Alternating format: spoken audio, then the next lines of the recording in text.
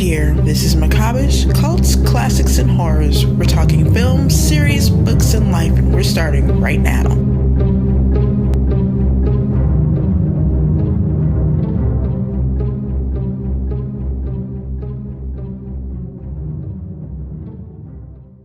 Chris and I, we just got through watching Blitz again. It's been a long time since seeing Blitz. Yeah, that movie's You've seen Blitz? Yeah. Oh yeah, I own a copy of it. I have a crazy But story. I went to the Deauville Film Festival this year, and it's a kind of Gucci film festival. So I walked in, and they have this beautiful red carpet. It's kind of a big festival. There were lines and lines of fans, and they're all holding out like Blitz posters and Arnold Schwarzenegger. I've just so long since I've even thought about that movie. Wow, thank you for watching Blitz. Great cast, right? Yeah, fantastic. Tell us from the beginning, did you always want to be a director, or is it something you just fell into? Absolutely not. Oh. Had What did you want no to do? plans to be a director. I studied philosophy in university and sociology. And Okay. and really kind of a moron. But what I did was I became obsessed with America and film. And my goal was to live in America. If I could live in America, then I would achieve my goal. And then if I could live in America and work in the film business, then I would be content. And I was about 22. Back then you could get these visas, and I managed to get a visa. And I knew like a handful of people. And my first gig was like working on those Japanese commercials that all the celebrities did but never show you. So I worked with like Winona Ryder and people like that. And the thing that blew me away about shooting in America was the fucking trucks. So many trucks. Because I'd come from a country, obviously, where everything's like teeny, but the trucks made you feel like you really were in the film business. And the food and the craft service and the gear. And I was a production assistant, and that didn't last long. I wasn't a very good production assistant. Too precocious and ambitious. Okay. And That's awesome.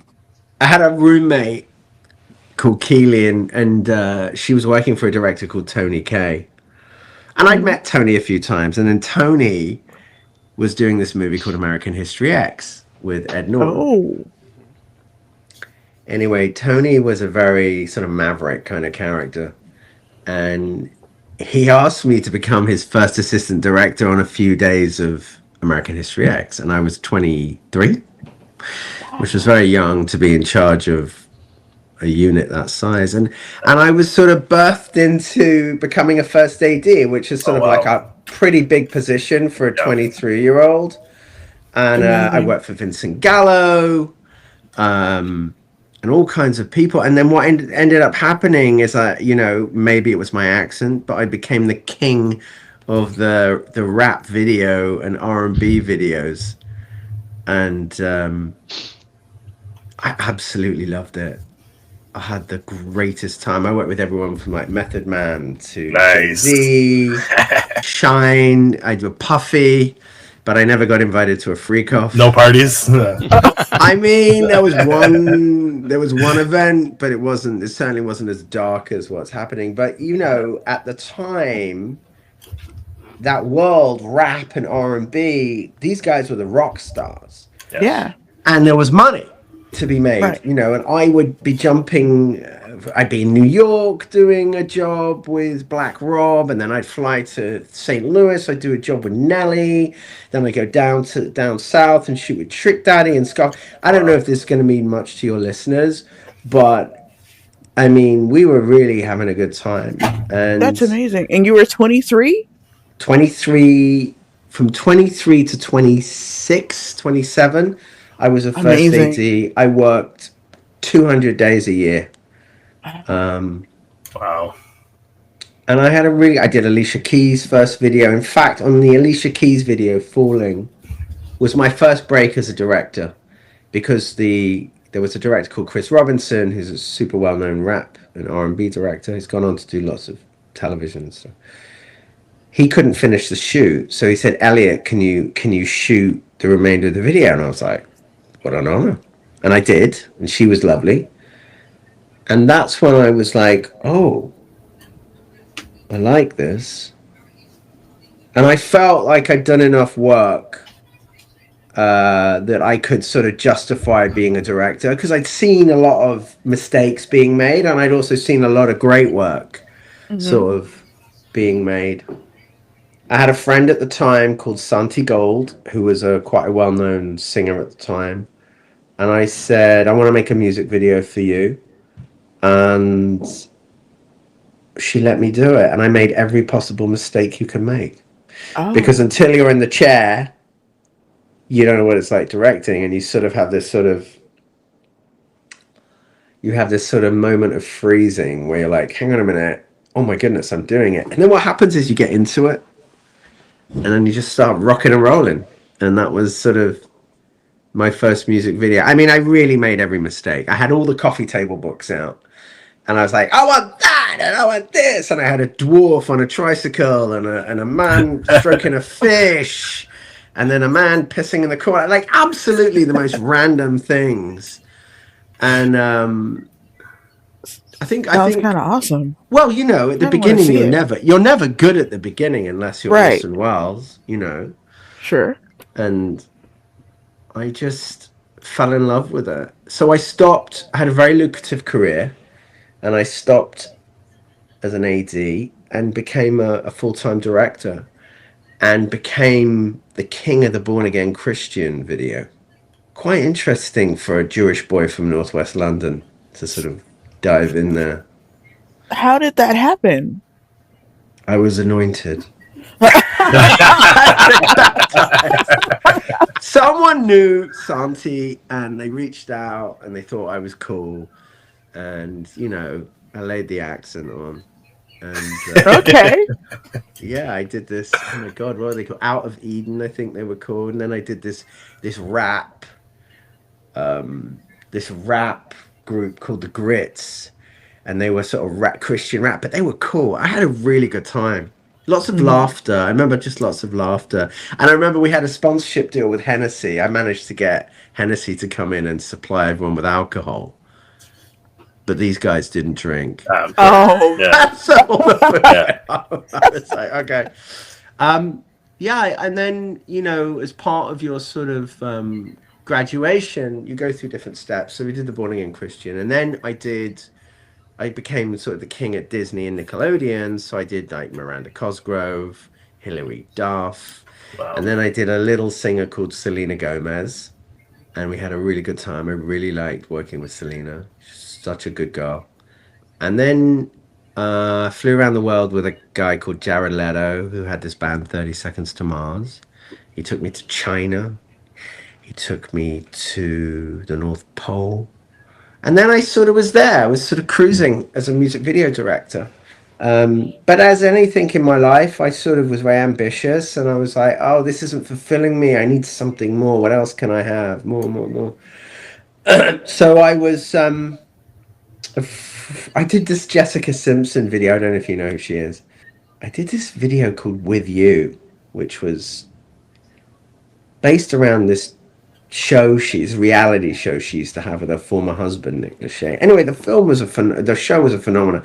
Came in, did this music video, and it blew up. I think it got now it's hundreds of millions of people on YouTube. And I never thought much of it. And I got this interview by these really sleazy producers saying, would you come and do a film?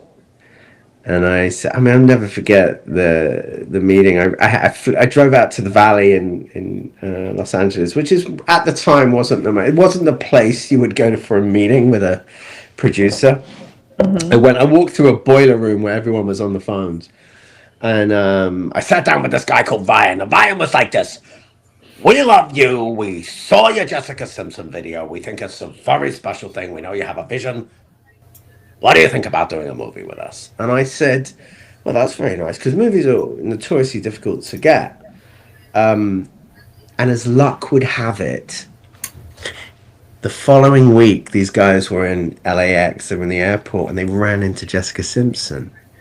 And Ryan ran up to her and was just like, Jessica, we love Elliott Lester. We saw your video. And Jessica was kind. She said, oh, I love Elliott, blah, blah, blah, which was really nice. She didn't have to do that.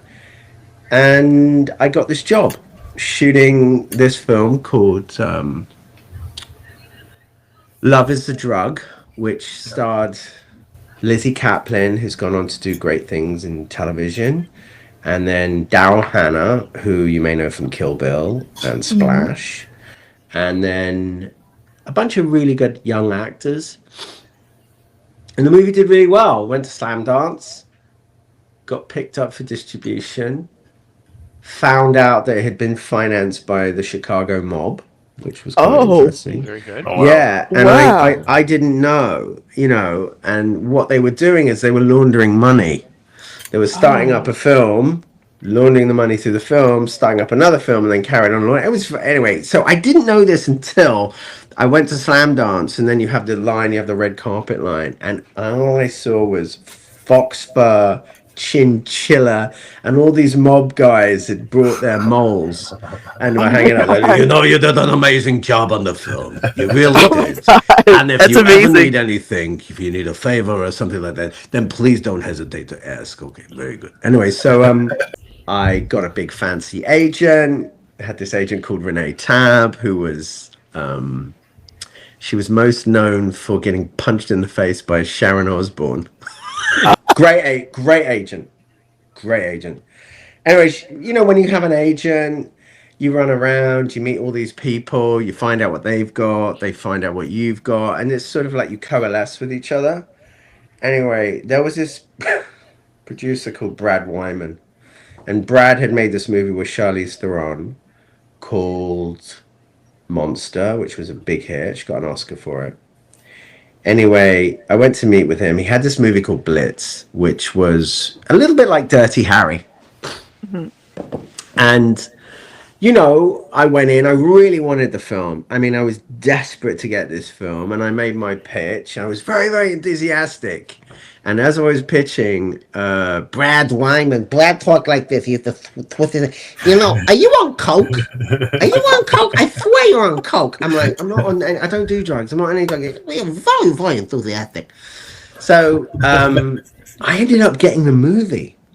And it was kind of a big film. But what was interesting about it was, there's a thing about films. When you sign on to a movie, you think that the movie's just going to go. But it doesn't. You have to cast it, find, it was a studio movie through Lionsgate, but you have to go through all these hoops, and you're jumping through a series of hoops until you get there. I mean, we had different actors that we wanted for the role. I mean, at one point I had Jude Law, and then I wanted Liam Neeson, but then I get a phone call, and they said, Jason Statham wants to do your film. And I said, wow, that's interesting. And I'd met Jason years ago on a music video that he did for The Transporter. So I get a phone call you got to come and meet Jason. And you got to come and meet him at the Beverly Hills Hotel, which is this legendary hotel. It's a big pink hotel owned by the Sultan of Brunei. It's a landmark. So I go in, and Jason's sitting opposite. We're in a booth at night. Jason's there, and the head of the studio's there, and someone else who I didn't understand why he was there. So I say, hi, Jason. He's like, all right. I said, well, he goes, I read your script. I said, really? What did you think? I'm going to do it. I'm like, that's awesome. And then the head of the studio turned to me, and he was English. He goes, okay, you can go now. And I was like, that's it? It's and awesome. I got home, and I got a text message from Jason, I'm doing the movie. I was like, brilliant. Anyway, so Jason and I became quite close, actually. I love you. Fucking I love you. I actually really enjoyed him. We started putting this cast together, and I had some of the greatest actors in England. I had Mark Rylance, who was this very famous, at the time, big theatre actor. He went on to win the Oscar for Bridge of Spies. And then I had Paddy Considine, who you guys probably know from House of Dragons, Aidan Gillen, who you guys probably know from Game of Thrones, and Zoe Ashton. I built this brilliant cast. I felt really great cast. And then Jason was very, he had to step up, but he was willing to sort of step up. He goes, I'm not used to acting opposite actors. I'm used to acting opposite a hairdresser. And I was like, yeah, but you're a movie star. We go, yeah, you're right. I got it done. So went off, made this movie. Quite challenging because I was, oh my goodness, I was like 30 something, and I really actually enjoyed making that film because it was a studio film. I had all the toys. I had my cranes out, motorbike things, and I hired this guy for the second unit called Chad Stalensky. So Chad went on to direct all the John Wick movies and has become like this super, super, super mega star director. And I really liked him. He did a really good job and he worked really, really hard. Got to the end of the movie, had some challenges, but every movie has its own challenges. And the movie came out and it doesn't stop playing.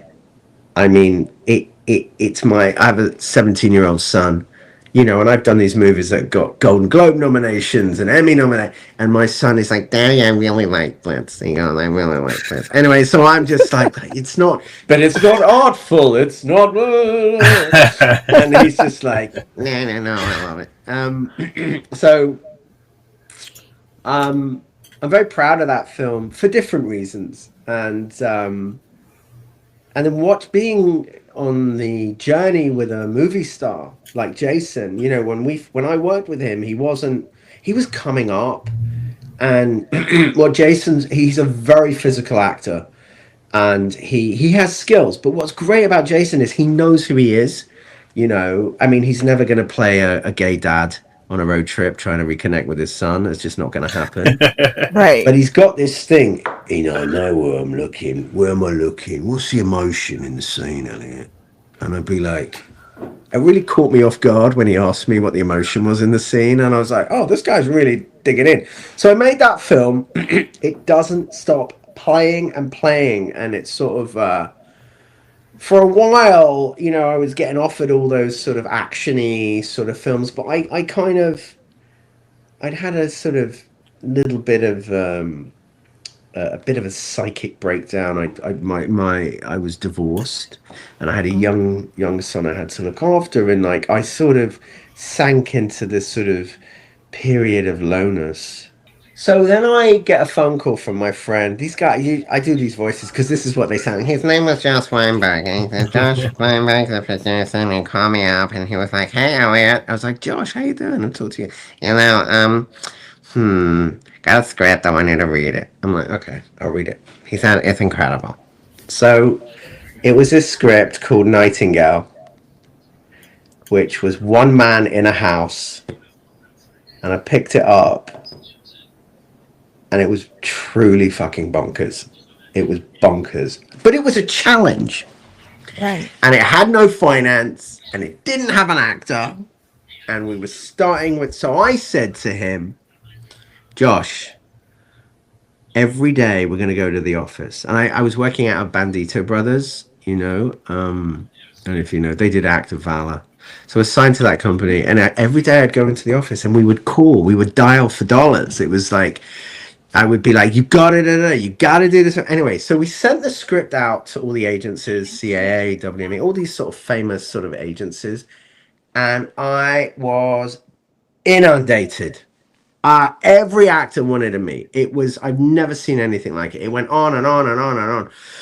Anyway, I had a different actor attached. And 3 weeks before I'm not going to name his name. We had 3 weeks before we were supposed to shoot. I get a phone call from the actor. And he goes, Elliott? I said, well, I can't do your movie. And I said, but why? He goes, I just can't do it.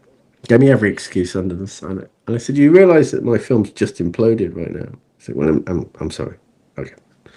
Put the phone down. and you sort of go, fuck him. You go, I never liked him anyway. So I got a phone call and someone said to me, will you meet with this actor called David Oyelowo? And David hadn't done anything. He wasn't super well known in America. So David walks in, sits down, and I swear this guy was heaven sent. And he had an intensity and an ability, even in the room, to. And I sat there with him, and I was like, "Wow, this is so interesting." David's black, and at the time, the thought of casting a black guy in that role was like, "You'll never get the money," la la la la. And I made a commitment to him. And then what I did is I went out to the town and they were like, we'll never finance this. And I said, I'm sticking with this guy. I believe in this guy. And this is who I want for the film. Anyway, every single person turned us down. I mean, everyone. It was sort of an embarrassment. But I knew this guy. I can't tell you his name, but I can do the accent for you. Anyway, let's call him Carlos. Okay. And he was from Mexico. And I called him up and I said, hey, Carlos. He's like, what's up, papi? I said, I know he was in a shadier side of the business, let's just say. Mm-hmm. He was definitely not clean that way. What do you need, papi? I said, I want to make this movie. Okay. How much do you need? I said, well, I need this amount. Okay, let's do it. I said, for real? He's like, no problem. Amazing. You call Katrina was with the money. Anyway, bag of money shows up with the budget. A bag of money. Wow. So we shoot this movie, non-union. Apart from me, I was union. In the valley, and we found this house, and the woman that lived in this house was 86, and she was on a walker, and she was totally deaf. So we went in and we shot this movie, and David showed up. He was completely method and a true genius as an actor. Not only a true genius as an actor, but like a very good man, like a truly gifted soul.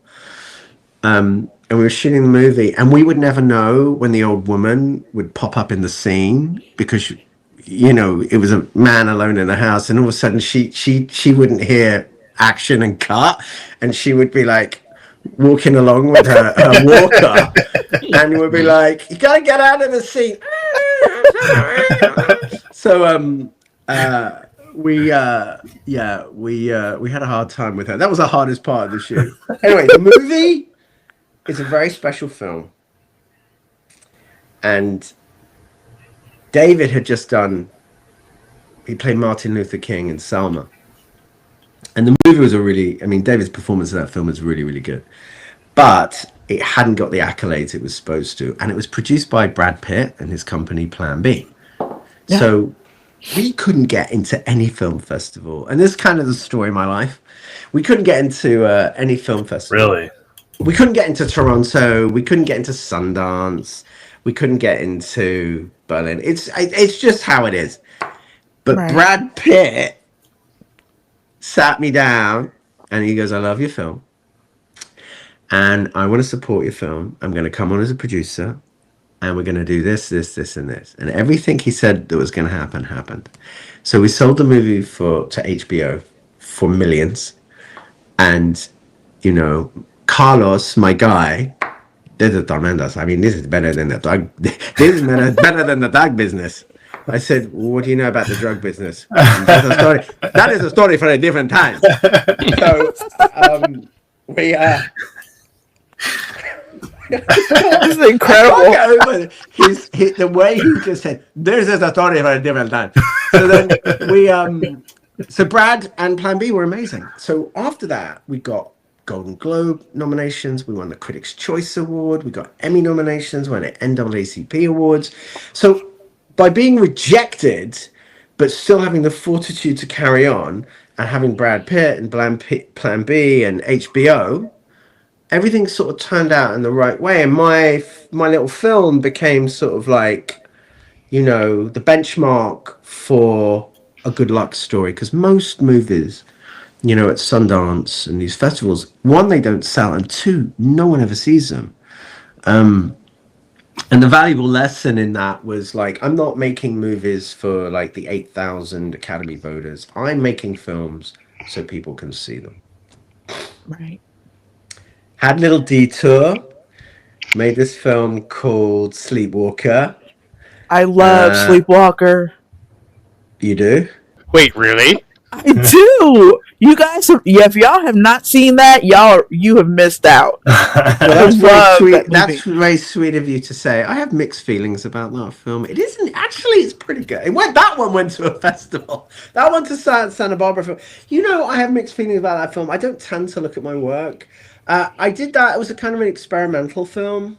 I didn't have a lot of days to shoot it, but I sort of loved embracing the sort of difficulty of it. That movie sort of just a really interesting journey, just to sort of like put it together. So then I went off and did a bit of television, which I found really difficult, because when you're directing television, or at least episodic, nobody wants your opinion. I did this show called Containment, and I showed up on set, and I felt like the fat girl in the disco. And nobody wanted to dance with me. And it wasn't a friendly environment. But then I came to realize there's sort of like everything in your life is a lesson, whether it's beautiful or harsh. And the lesson was like, this isn't for you. You're an expressive guy. You have an opinion. You want to drive a vision. Doing television can be really rewarding. It's highly paid. You can go from job to job. They call it the golden handcuffs, because once you're in, you get so swept up in the money and you're shooting all the time that you sort of forget. Some people forget their passion. My passion is cinema. My passion is film. If I'm going to do television, I'm going to do the pilot. I'm going to author it. I have too many opinions, and that's not going to change. So I'm on the set of Containment, just having the most miserable time, just looking around and wondering how I went from HBO to the CW, and just sort of letting that sink in. And then the phone rings, and it's Darren Aronofsky, and he's like, "Hey man, you want to come and do this movie with Arnold Schwarzenegger?" I was like, "Is that a joke?" It's a drama. I said, Arnold wants to do a drama. He wants to do a drama. Now I know you're joking. So, no, it's a great movie. I fucking love that movie. Good comeback, Carlos. You saved yourself. So, so he says, you got to go and meet Arnold. I'm like, okay, fine. So there's a place in Los Angeles called Brentwood that didn't burn down. It's a very sort of like bougie, wealthy neighborhood. There's an Italian restaurant there, and I walk in, and there he is, and he says to me, "Look at you, you're beautiful." I sat down. I'm like, oh, this guy's gonna work me over. He's like, and what Arnold does is he gets you comfortable, and he's just like, I don't know if you know, but I was an 8-time Mr. Universe. I said, I know that. He goes, and then I came, and they told me I couldn't be an actor as the highest paid actor in the world. I was like, I knew that. Then they told me I couldn't do politics, that I was crazy. I became the governor of California. I was like, I knew that. Anyway, we're sitting there. He's telling me how he became Conan. It's a great story about how he became Conan, but it's too long a story for me to tell now. And then I'm sitting there, and I'm like, okay, because I'm used to actors. I'm used to them working me over. I said, listen, man, you're Arnold Schwarzenegger. You've done everything right. You've been the Terminator. You've done Twins, Daddy Daycare, the whole lot, or whatever it was. And he said, yes, this is true, very successful. I said, but I'm the director of Aftermath. And he said, yes, you are. And I said, you will never be good in that role unless I'm directing you. So you give yourself to me and we'll make a great film together. He said, yes, this is right. So then he glazed over and a vision, you know, I'm very big into the visions. And he said to me, this is what we're going to do. I'm getting on the plane. I'm going to fly into Ohio. I'm going to get off the plane in Ohio. I'm going to breathe in the atmosphere and I'm going to put on the wardrobe before we shoot. And then we're going to walk around the locations. I'm going to get it into my mind. I'm like, okay. And then every day we'll drink schnapps for victory. and we did. So I went about making this beautiful movie that I'm so proud of. And this is where the lesson is with films, because, you know, films are at any stage can get shut down and fall apart or whatever.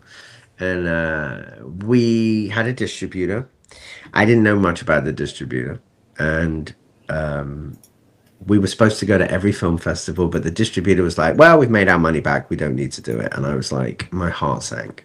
However, that movie's got really great reviews for his performances. I'm very, very proud of it. And then, you know, I'm in Arnold's life still 9 years later, I think it is. No, what I'm saying, 7 years. We're still very close. I saw him at Christmas. And, you know, he always sort of like introduces me to someone interesting. He's like, Elliott, have you met Clint Eastwood? I'm like, and Clint's like having a cookie and a glass of wine, and he winks at me, and he's like, you know, he introduces me to he brings you in as his family, and once you're in forever. I see him, I go to his house, we drink coffee, he shouts at the television, you know, look at this guy, blah, blah, blah, you know.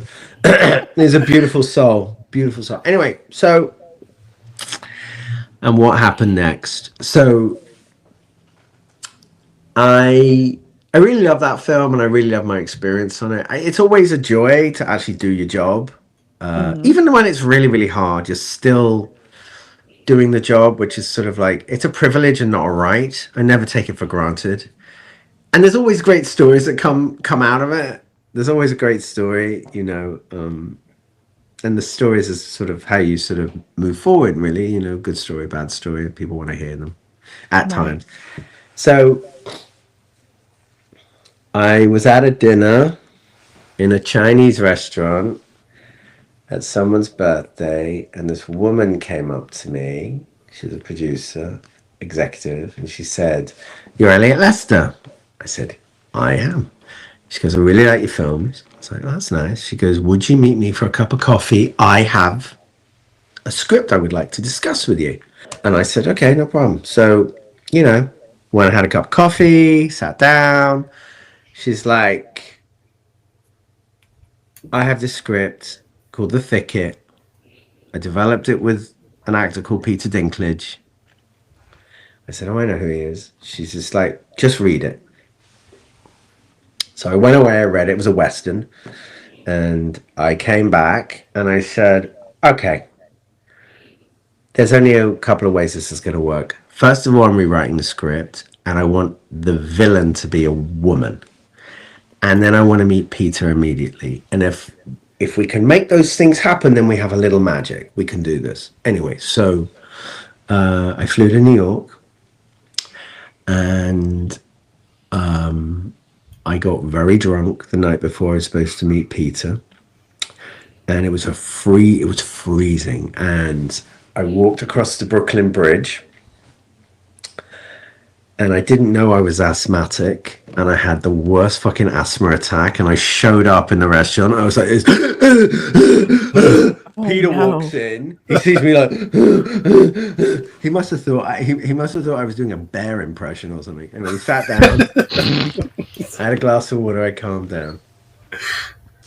And Peter was very like, you know, a very special man. And he sat down, and we talked about film. We talked about some of our favorite films, and I talked about what my vision was. And I said, listen, this is what I want to do. And if you're not on board with it, I completely get it. But this is a film that I want to make. You know, you have to sort of like level a certain amount of honesty with an actor, especially with an icon. And he said, I'd love to do this movie with you. That's when the problems start because, you know, Right. it was an indie. It was an indie, true indie. So we hadn't raised any money. I didn't have producers who knew how to raise money. So at the time, it's like 2019. So I flew to London. We were going to do it in Spain in a place called Almeria, which is where all the spaghetti westerns were shot. And, you know, it's a real historical place. It's where Sergio Leone and Sergio Corbucci used to make movies. So we're scouting it. I had it, you know, and then my father was very sick. And then COVID happened. I had to fly back to London. My father died in my arms. He asked me, no. he made me make him a promise because he loved The Thicket. He said, please, whatever you do, make that movie. And I said, Dad, I promise you I will make that movie. Oof. Then Donald Trump was like, anybody who's in Europe or wherever, you got to fly back if you're a US citizen. I left my poor mom grieving for father. We managed to move her. I had all that going on, came back and sat on my hands for 3 years. Anyway, so this company called Tubi came along. They said, we love the script. We want to make this film. Let's do it. So I had some friends in Calgary, two great guys, Mike Frislev and Chad Oakes, and they'd done Fargo season 1 and 2 or whatever. Really great guys. And they put this movie together. And I went about casting Cutthroat Bill, and I gave the script to Juliette Lewis's manager, who read it. And 3 days later, she called me. She goes, Juliette loves this.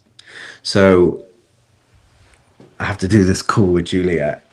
And she's really a gifted human being. She's totally raw. And I was a kind of a fan of her music. And I was a very big fan of how she moves. She's very lithe, you know, and super intense. And she's a movie actress, first and foremost, not television. She's a film actress. Anyway, she loved it. And then we would text and go back. And then one day I get this text. And she goes, you know, I've been working with The Voice. And I said, what do you think of this, Cutthroat Bill? You know, you don't know your own candy. I was like, oh my God, there is The Voice. And I fell in love with the performance. And I've said this before, like I met Juliette twice, at the beginning and at the end. And then everything else in between was Cutthroat Bill. And that is the truest thing I could ever say. So we said, what about putting this cast together? I had a tremendous producer with Peter Dinklage. He was a true partner. All about the creative. All about making the best thing possible. Anyway, one night I go to bed with my beautiful wife, Brooke. And I have a dream. And in my dream, there is James Hetfield, the lead singer of Metallica. And I wake up and I call Peter and I go, Peter, it is going to be impossible for me to make this movie unless we get James Hetfield. And Peter was like, I couldn't agree more. How do you get hold of James Hetfield? I called his manager, couldn't get a return call. But we had a friend who knew somebody who knew Lars. So we get hold of Lars and we're like, Lars, we need to get hold of James for a movie. And Lars is like, what, you don't want me for the film? No, we don't want you. So 10 days later, we got hold of James Hetfield and we did this, you know, Zoom with him. And James has got a voice like this, and he sings when he talks. And I said, look, James, he said to me, I'm not an actor. I said, I don't need you to be an actor. I just need you to be James Hetfield. I don't need anything else because you've got great movement, you've got poise, you've got... So he signed on to the film. And he's just tremendous to work with. This is his biggest film role that he's done, you know. And he said, well, I'm in the place right now where I want to be a cowboy. And he came on and he was great. I loved working with him. He's tremendous. So do you guys know who Andrew Scholes is? You aware of him? Yes. You said that with Yeah, some the comedian. trepidation, Yes. Andrew. He's been in So, a little bit of hot water lately. with Kendrick. Yeah. That's his problem. Yeah. So anyway, my wife Brooke is a contemporary culture junkie. She's pretty tremendous. Anyway, at the time we were in India, and she was showing me these clips of Andrew. I thought they were brilliant. Anyway, I said, well, I didn't know how big he was. I said, well, we should get Andrew to come and be the comedian at our wedding. Anyway, I called up and he was like $125,000. And I was like, oh, whatever. So, forgot about him. So, I cast Ethan Hawke in Uma Thurman's kid, just gives a beautiful performance. Anyway, I was talking to the agent. I said, well, who else do you represent? And he said, I represent Andrew Schultz. And I said, get him the script. I want him to play the pimp. Anyway, Andrew loved the role, loved the idea of it. And he'd never acted before. Well, I should say he'd never acted in this level. So I met with him. He did the accent straight away for me, which I thought he did really well. And then we did a boot camp on how to act. So I spent 5 days with him, boot camping with him. He was very receptive, really, really, really good. And we got him there, and then he auditioned, and he did a phenomenal job. And then we went about making the movie. And, movies start out like, we're going to give you this amount of money. Then we're going to give you that amount of money. And the number gets smaller and smaller. And finally, they're like, you're getting this. You want to make it or you don't want to make it? And I was like, honoring my father. My father was talking to me and he was just like, from above. And he was like, make it. So I went ahead and made the movie. It was one of the most exhilarating shoots I've ever done. It was minus 35 degrees in Calgary with a wind chill, shooting in February. One of the actors nearly lost her foot, Esme Creed Miles, who I love and has become a friend. She was about to get frostbite. Fortunately, she didn't. And then the movie was actually quite an easy edit because it's linear. And all through it, it was kind of amazing. And when you're shooting in Calgary, this crew, they're used to the cold. They're like mountain goats. And they were so used to the cold. But they were all hunters as well. So every other day, they would deliver me bags of meat, like moose meat, elk meat, whitetail. And so every night, I would host the actors and we'd barbecue this delicious meat. And we'd drink wine and do all the pretentious things. And it was wonderful. It was all about the hang. Anyway, I'm on the set one day and the first AD, Phil Shapiro, says to me, do you see that over there? I'm like, what are you talking about? He goes, look over there. And there's a moose. And he goes, I think I could shoot it from here. I'm like, we're in the middle of a setup. You want to pull out your gun and kill a moose? Anyway, so I saved a moose. Anyway, the movie comes out, and I'm invited to this wonderful festival, the Deauville Film Festival, which is super, super fancy in just outside Paris in Normandy. And the movie gets great reviews. I was really happy about it. And I don't care what you say as a director, you sort of have to treat a good review and a bad review with equal contempt.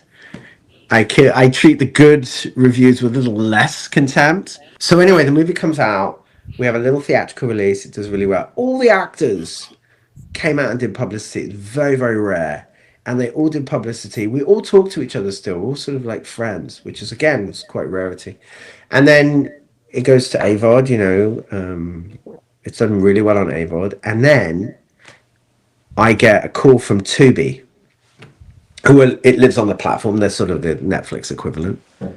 And they said, we have something remarkable to tell you. And I said, what is it? In its first week, Tubi got 127 million hours for the Thicket, which is, as many people saw the Thicket as Deadpool versus Wolverine. So I'm very proud of that because ultimately awards And all of that mean very little to me. But if an audience is watching a film, especially a Western, because it's a genre specific, and I take great pride in the fact that someone in Des Moines, Iowa, watched the film and liked it. That's more important to me than the New York Times critic. That's really, in a nutshell. Do you have any advice for somebody who is directing and they're just starting? Look, the thing is, and this is going to sound really obvious, it's about your will. It's about your ability to sort of not give up. And again, this is a cliche. You have to keep your foot on the throat of your movie and never take it off. You are going to get the absolute worst crap thrown at you. It's very, very difficult. I would say take command of your vision.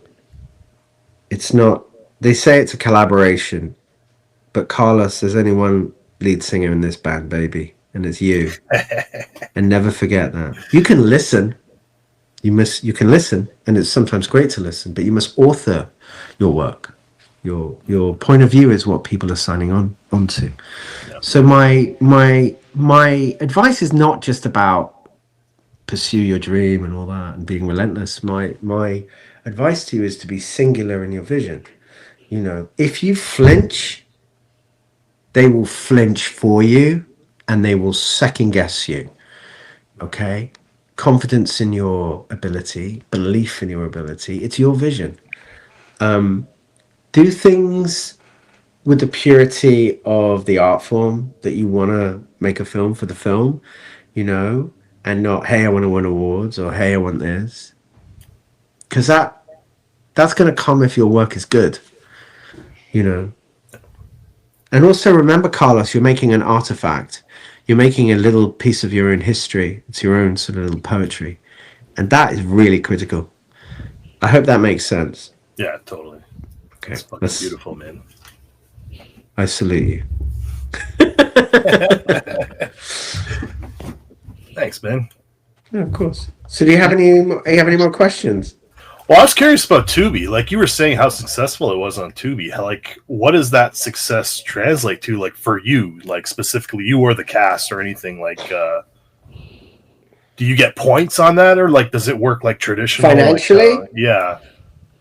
I hope so. You get residuals. I mean, I'm Directors Guild of America, so one of the remits is that you get a residual. Everybody should share in the success. So, yes.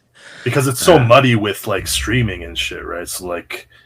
I know there was a whole thing with Netflix where they weren't sharing their actual numbers or whatever about their hours. Well, that's changed.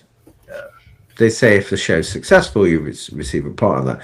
Yeah, Carlos, you're right. It's a little bit murky. I spoke to your timing's quite interesting because yesterday I spoke to my guild representative and said one of the things that they're focusing on is actually getting a true definition. If you're doing this for money, don't. No. Hear that. Money comes. Yeah. Money comes, but that's not a reason to do this. You could be in real estate. Yeah. I mean, you're asking me about the rewards. The rewards are I made a film for my father. The rewards are I got to work with tremendous actors. The rewards are that my movie didn't disappear. The rewards are, I can point to something and say I'm really proud of it. Yeah, that's what really matters, right? Like, well, for me, everyone has it different. Some guys want to go out and, hey, meet girls or do coke or, I was curious about because you mentioned how long you were in music videos. Do you miss that? Like, I mean, you're still doing them now, but like now and again. I mean, do I miss them? I mean, like, 'cause I'm 52, so the idea of doing a hip hop video and going, "Hey, baby, shake your booty." Come on. I mean, like, it doesn't have the same resonance, does it? Yeah. I mean, I sound like a pervert. Do I miss them? No, because I had that time, and in your life, it's not great to look back. Mm-hmm. And you should never repeat the same thing twice. There should always be progress. And there should be a vision of that progress. No, I had a fucking amazing. I mean, Carlos had an amazing time. Like, was ridiculous. No, I don't miss it. I like where I'm at right now, and I like my vision for what's next. What is Speaking that of what's vision? next, Yeah. We'll wait and see. I'm about working with younger actors. Actually, I'm looking for. I like to meet with younger actors and see if I can make a discovery, because that's also the obligation or the duty of the director to sort of find new talent.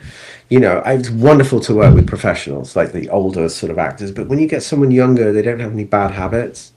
So yeah, I'm sort of looking into the generation.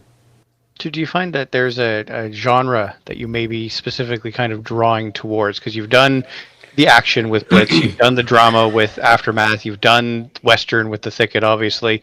Is there something that is on the horizon or something like that where you're thinking, my God, I would really love to make this? Yeah, if I could make something like Michael Clayton or like The Phantom Thread, you know, or there be my version of it, that would be something I would love to do. You know, Interesting. I mean, I'm in my 50s, so I'm in the apex of my career, you know, because in the movie business, I have a great friend called Walter Hill. Now, Walter Hill is a legendary filmmaker. He wrote Alien, he wrote Warriors, directed Warriors, he did 48 Hours. One of my favorites, man. Oh my God, that's crazy. So I had dinner with Walter the other day, and, you know, Walter, you know, I'm close to, and we were talking about being a director, and he says, it's interesting, it's like playing baseball. You know, at some point you hang up your baseball shirt and it leaves you. Like the film business, you don't leave the film business leaves you. So, you know, just staying in there and just doing better and better work. You know, I have a lovely life. I'm happily married. I've got a good kid, you know. Just if I can create little touchstones, then that's good enough for me. So guys, I would like to say thank you very much for hosting me on your show. This is the #1 place for macabrish cults, classics, and horrors. For synopsis, reviews, and news, go to macabrish.com. Thank you for listening. Signing out until the next one.